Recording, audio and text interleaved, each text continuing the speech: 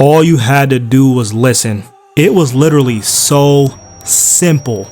Ooh, y'all are lucky. Don't I tell you, week after week, all you gotta do is subscribe. That's it. It didn't have to be like this. I promise it didn't. Get out! Oh, my fault, y'all. Menaces in fiction. Boy, oh boy, where do I even begin? There is an unfathomable amount of menaces in every show, anime, movie, adult film, basically any piece of media you can think of. There's a menace lurking somewhere, especially in real life too. Ooh, make sure to stay away from menaces in real life, especially the dreaded ones. But have y'all ever noticed how terrifying some menaces really are? Especially when they have no real motivation, they're just walking around on bad timing. Let's put this into perspective. It's a Friday night. You just got off a 12-hour shift, you smell like sweat, your breath smells like hot dogs and cigarettes, and all you want to do is go home, shower, eat, and watch that new World of Ronnie with your girl. And you look out your car window, and you see a buff, shirtless kid that seems to have pink skin, his pants sagging, and this big grin on his face, and boom, the entire earth explodes. Just like that, all because the nigga was bored. Tough. My point here is y'all see how fast a menace can flip some upside down? Y'all can't tell me that's not terrifying. Oh, no.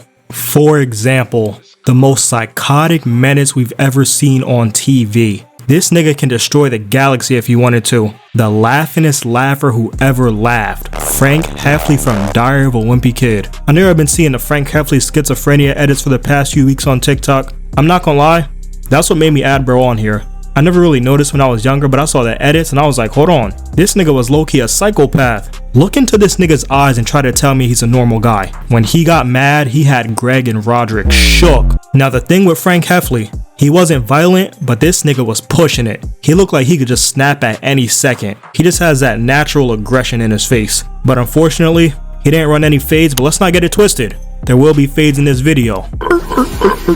But do y'all remember when Frank was paranoid about catching the teenagers lacking on Halloween night? He was on bad timing. So bang, it's Halloween night, and Rowley comes over wearing the goofiest Halloween costume I've ever seen. I don't know what this nigga had on. Real ones always had beef with Rowley.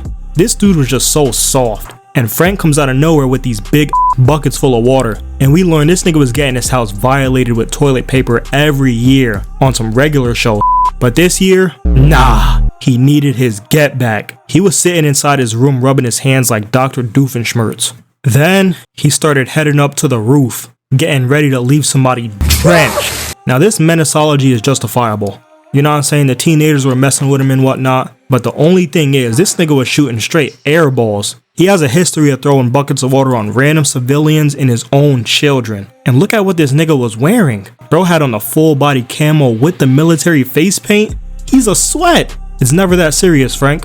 But what makes this dude so terrifying is the body language and facial expressions. This nigga is so unorthodox, and a psychotic smile, oh lord. But we can't even lie, the pull-up game was elite until he ran into a bush.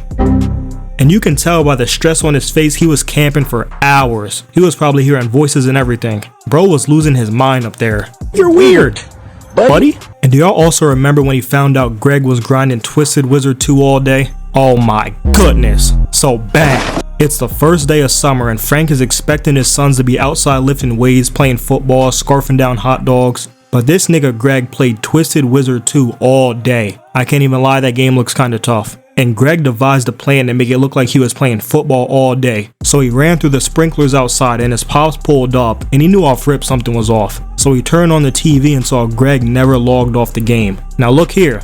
To this day, I've never understood how Greg didn't get out of this. All bro had to say was, nah, that was from this morning. But this nigga admitted to playing all day. And look at this psychotic look Frank gave him. Oh,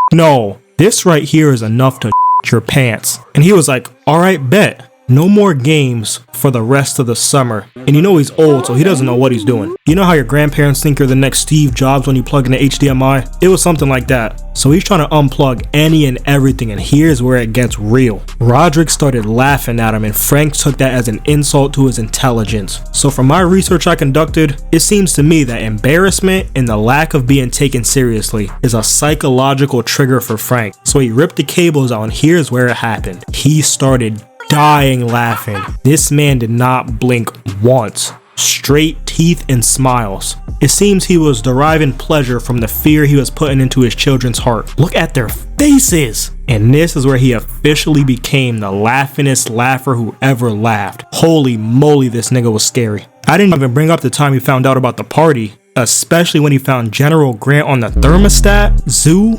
we, mama. But we don't want this video to be 30 minutes long, you know what I'm saying? Just know this guy was insane.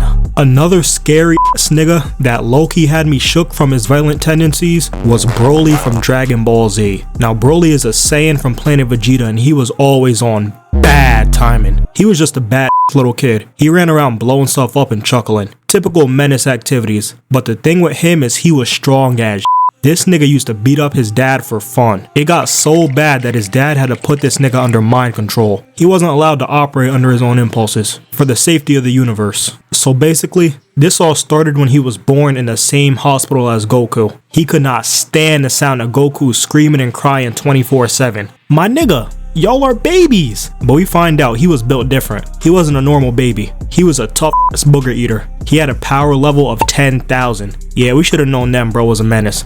But back to modern day, he just got done destroying a whole galaxy for fun. Imagine being on one of those planets about to bust down a boneless spare ribs and pork fried rice combo with a wonton soup and Sprite on the side, and bang!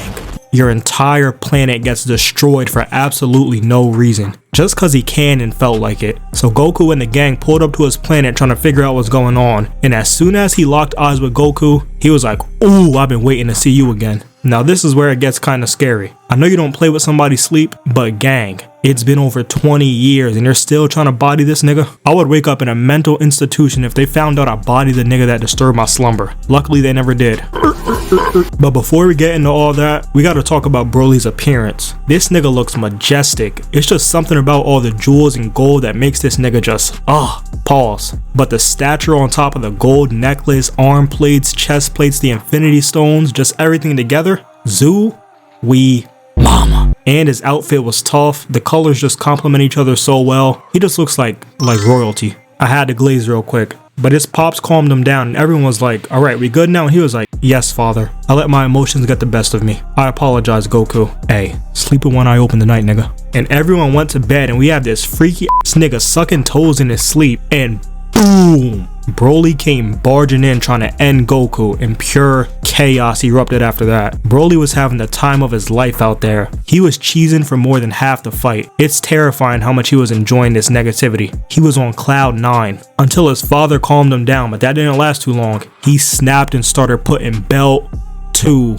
His presence alone literally brought Vegeta to his knees. He couldn't even get up if he tried. I can't even blame you, Vegeta. Y'all want him to fight this? But Piccolo had to physically drag him to the battlefield so he can help fight, and he got smacked. But he was whooping some.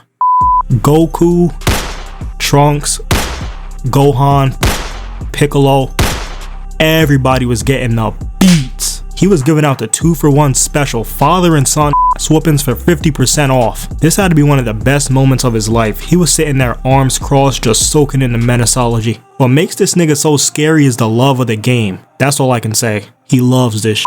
Y'all just gotta put yourselves in some of these situations. These are the type of niggas you walk by with your head down. And even if you do that, you still might get it. With Frank, it's like he's waiting for you to slip up so he can let the laughingest laugher out the cage. And with Broly, there's nothing you can do. This nigga just loves violence. You can plead all you want, bodied. You can try to fight back, bodied. You can ignore him, bodied. But this next one, no matter what, somebody's gonna get it. Haha, y'all get my joke? That's the name of his theme song. Somebody's gonna get it.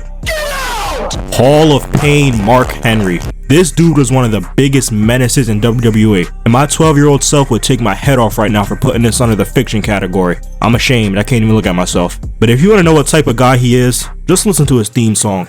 Matter of fact, we're doing a genius lyric breakdown. And I quote, this is the hook. Somebody gon' get their ASS kicked. Somebody gon' get their wig split. Repeat, repeat. Beat him up, break his neck, repeat, repeat, repeat. Tough. But this nigga was the embodiment of a menace. He was big, black, and violent. And black. Nothing crazier than that combo.